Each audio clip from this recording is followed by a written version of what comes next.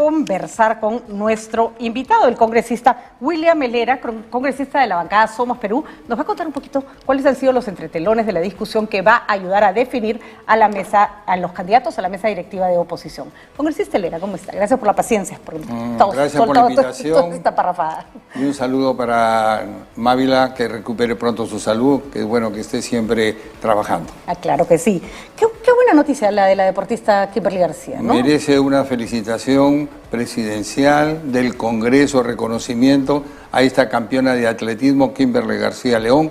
Yo creo que es muy importante poder destacar su esfuerzo y que pueda ser premiada, no solamente por el Ejecutivo, sino también por el Legislativo. Y asegurarnos, congresista, que más del reconocimiento, los honores que están muy bien, tengan las condiciones siempre necesarias para poder realizar su deporte, que no siempre sea un parto, como les pasa a los deportistas en el Perú, a muchos, ¿no? A pesar de los esfuerzos que se han hecho. Lamentablemente, ¿no? El IPD no tiene la suficiente economía para poder impulsar un deporte a nivel escolar.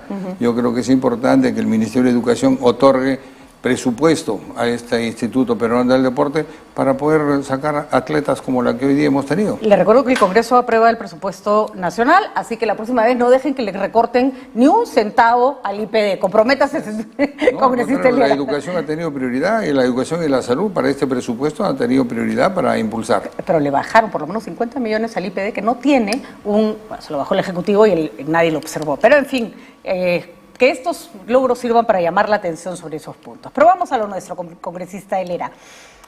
Cuéntenos un poquito, ¿qué coyuntura difícil para armar mesas directivas, que siempre es complicado, en el Congreso de la República? ¿Cuáles han sido los puntos más álgidos de las discusiones o los puntos más difíciles para ponerse de acuerdo? Claro, formar una nueva mayoría parlamentaria implica una serie de compromisos políticos que asumen cada una de estas bancadas, que se suman a una sociedad para poder impulsar una mesa directiva. Uno de ellos es, por ejemplo, cuáles son las metas para poder, una vez elegida esta mesa, ver la parte de lo que es la reforma electoral, la reforma constitucional, no solamente llegar a la mesa, sino qué metas vamos a tener y qué imagen debemos darle al Perú para que de esta mesa directiva pueda haber confianza, pueda haber reactivación económica, pueda mejorar el empleo. Todas esas cosas los ponemos antes de pensar en personas quienes van a estar al frente de esta nueva mesa. Los grupos que están detrás de la candidatura de la señora Camones han pedido un espacio en la mesa directiva, es decir, Somos Perú ha dicho, ok, te apoyo, pero ¿yo me siento contigo? No, hemos dicho que lo vamos a apoyar y la idea es de que válidamente Somos Perú tiene pedido un asiento ahí, pero no es una obligación de que nos den para seguir apoyando. Podemos ver lo que son otro tipo de cosas, como es la segunda parte, que es las comisiones, ¿no? ¿Qué los une? La oposición al gobierno de Castillo, y ahí le pregunto porque Somos Perú no era reconocido como una bancada opositora como si lo eran Renovación, Avanza País. Se le consideraba más de centro, algunos decían que le coqueteaba demasiado al gobierno, que en realidad era una bancada oficialista tapada. ¿Por qué ahora sí va con un grupo claramente opositor? Básicamente, Fuerza Popular, Avanza País y Renovación han tenido una línea opositora bastante clara, aunque no siempre votaban de acuerdo con eso, bueno, ¿no? El hecho de yo formar parte de la Comisión de Fiscalización y cuando fuimos al penal Piedras Gordas con el señor Villaverde, me pude entrevistar y pude ver la certeza de sus palabras en cuanto a las pruebas que él tenía. ¿Qué pedía? Prisión domiciliaria y seguridad jurídica. Y una vez que yo hable, me decía, en 24 horas Pedro Castillo debe estar en su casa. A partir de ahí tomamos la decisión de poder tener otra propuesta, porque lo que nosotros teníamos era que apostábamos la gobernabilidad y vacar a un presidente antes de un año nos parecía incorrecto. Entonces, como tal, dábamos nuestro voto para apoyar a Pedro Castillo o para apoyar a los gabinetes. Pero a partir de este momento en que hemos tenido esta conversación con este señor Villaverde, es que hemos cambiado de posición y creemos que hay indicios suficientes para poder acusar al señor Pedro Castillo de estar dando pruebas indirectas para convertirse razonablemente en una prueba directa a través de lo que es el dictamen de la Comisión de Fiscalización que ha sido aprobado en el Pleno y que ahorita ya está en la subcomisión de acusaciones constitucionales. A ver, congresista, ¿por qué la bancada de Somos Perú ha podido evolucionar en en ese sentido, llegar a esa conclusión y el resto de bancadas no. Es como que se cae de maduro que el presidente está cada vez más comprometido con los casos de corrupción que tiene alrededor. ¿Le parece, por ejemplo, que la denuncia del señor Mariano González, que ha salido del Ministerio del Interior, no tiene asidero? A mí me parece que es un indicio fuerte, claro, de haber estado cerca a la captura de los sobrinos de Pacheco o de Silva y que el presidente le retire su confianza, todavía con la situación de haberle hecho firmar una carta sin fecha. O sea, el mismo día que juramentó, firmó su carta y el presidente dio uso a esa carta y por eso es que la resolución dice gracias por su renuncia, cuando realmente él no se acordaba de que había renunciado. Y cuando ha estado ayer el Premier, le hemos preguntado si el nuevo ministro, Willy Huertas, también lo han juramentado y también lo han hecho firmar su carta. Nos ha dicho que no. Pero en todo caso es cuestión de trato humano, porque lo han tratado indignamente al señor Mariano González. Que él se entere a través de un tuit que realmente ya no es ministro del Interior, para mí es muy doloroso. Yo creo que en ese sentido... Pero ya, esas son las formas que este gobierno pisotea todos los días, hay que decirlo, en todos los ámbitos. Pero el hecho de que se haya producido, luego que el ministro accede al pedido de Fiscalía para formar un equipo especial de seguimiento de los casos de corrupción, un equipo de la policía que además la Fiscalía pide con nombre y apellido, porque ya se les vienen escapando todos a la policía, y eso, vamos, congresistas, eso no es gratuito, a la policía se le escapa muchas veces quienes quieren que se les escape. No se necesita una grabación, un audio para hacer una secuencia de hechos y saber que obviamente esa decisión del ministro incomoda al presidente. Claro, lo único que siempre se dice en este argot legal, no se le puede decir que hay un delito mientras un juez no lo acuse. Mientras tanto son los indicios.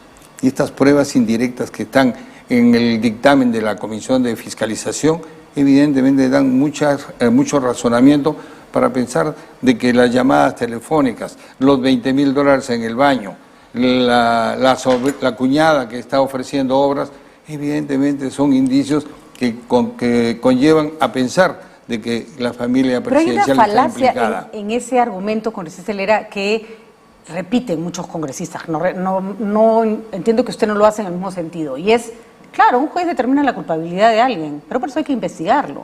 Y lo que pasa es que mientras el Congreso siga blindando al presidente Castillo, no se le puede investigar. Entonces, ¿cómo hacemos para llegar al delito? ¿No? O a descubrir, ¿no? Hemos tenido ya una salida, la salida de la aprobación en el Pleno del dictamen en mayoría de la Comisión de Fiscalización, ahora está en la Subcomisión de Acusaciones.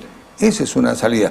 No es tan rápida como una vacancia, que se necesitan 87 votos, en este caso va a demorar unos 45 días, pero con 66 votos el señor Castillo va a su casa. ¿Usted cree que van a cambiar las cosas? ¿Usted cree que una mesa directiva de oposición puede hacer que, vamos, no sé, yo en realidad, y acá quiero hacer una acotación para que no se malinterprete, muchas personas, al igual que la bancada de Somos Perú, pensamos, un ratito, ¿no? Ese señor salió elegido, déjenlo chambear, porque había mucha acusación inútil, sonsa, no, pero ya es cuando las pruebas se van acumulando y la persona se vuelve moralmente insostenible en el cargo, ya uno no puede mirar para otro lado, pues, ¿no? Entonces, le pregunto, la ciudadanía tiene una expectativa con respecto a lo que está ocurriendo y el Congreso tiene la salida.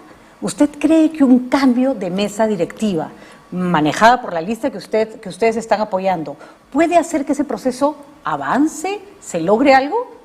De acuerdo a lo que le he venido manifestando, la Subcomisión de Acusaciones Constitucionales va a tener que nombrarse nuevamente y evidentemente vamos a tener un nuevo presidente de esta subcomisión. Esperamos que sea alguien que tenga la verdadera vocación de poder impulsar las leyes tal como lo indica para poder hacer una vacancia de acuerdo a la Constitución. No creemos que esta inhabilitación, porque así se va a llamar, inhabilitación, al igual que le hicieron a Vizcarra, ¿no? Va a ser una habilitación por 10 años y eso inmediatamente le da la vacancia al presidente de la República. ¿Cuáles son los mayores riesgos de que una bancada oficialista llegue a la mesa directiva? O que la mesa directiva sea presidida por el grupo oficialista. El problema es que comiencen a blindarlos, ¿no? Todo lo que venga se pueda blindar y al final no tengamos ningún culpable y todos estos indicios que se han aprobado en la Comisión de Fiscalización terminen yéndose al archivo. Su evaluación de este primer año con la mesa directiva a cargo de la señora María Carmen Alba. Bueno, de acuerdo a su trabajo que le he visto, al margen de su carácter que es a veces muy explosivo por la carga de trabajo, para mí la aprobaría con un 12. Le advierto que según las nuevas reglas del Ministerio de Educación, menos de 13 jalado, ¿eh? Así que la acabo de jalar. Ahora, bueno, le pregunto lo siguiente. Estamos en mi época. Sí, pues nosotros éramos 0, 10 o 20. Así es. Sí, claro que sí. Ahora, le pregunto esto porque usted que te acaba de criticar con justa razón las formas del Ejecutivo, las formas en política, las formas en la vida son importantes, porque nos permiten vivir en sociedad, porque no se trata de que cada uno se comporte salvajemente, porque nos permiten llegar a acuerdos.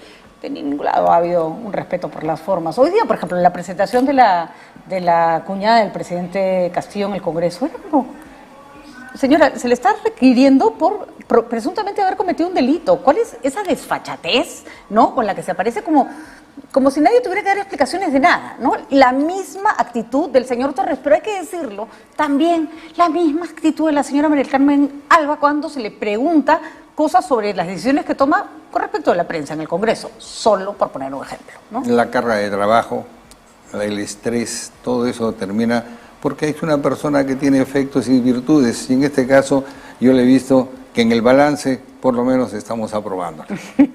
Bueno, es usted buena gente, porque en el caso de la señora Alba es carácter, y en el caso de del oficialismo es falta de formas. Pero lo cierto es que incluso, y mire, se lo dice alguien que no, a veces también la gana la emoción, incluso controlar el carácter es parte de hacer política y parte de respetar las formas. Ciertamente, ¿no? Y en eso tiene toda la razón. Yo por eso creo que quienes entremos en política tenemos que ser muy tolerantes con quienes no piensan igual. Tolerantes, no permisivos con el delito. Esa es la diferencia. Muchísimas gracias, congresista Helera. Y ojalá que tengan Yo sí creo que en este contexto es indispensable que la mesa directiva caiga en las manos de la oposición. Indispensable. Pero no para hacer un laberinto, sino para guiar al Perú a mejor paso rumbo a una gobernabilidad que no tenemos en este momento. Y sobre todo, sin faltar a lo que es la Constitución. De acuerdo, no se pueden saltar las reglas porque no nos gusta lo que hay. Muchísimas gracias, congresista Helera. Un gusto haberlo tenido acá en el programa.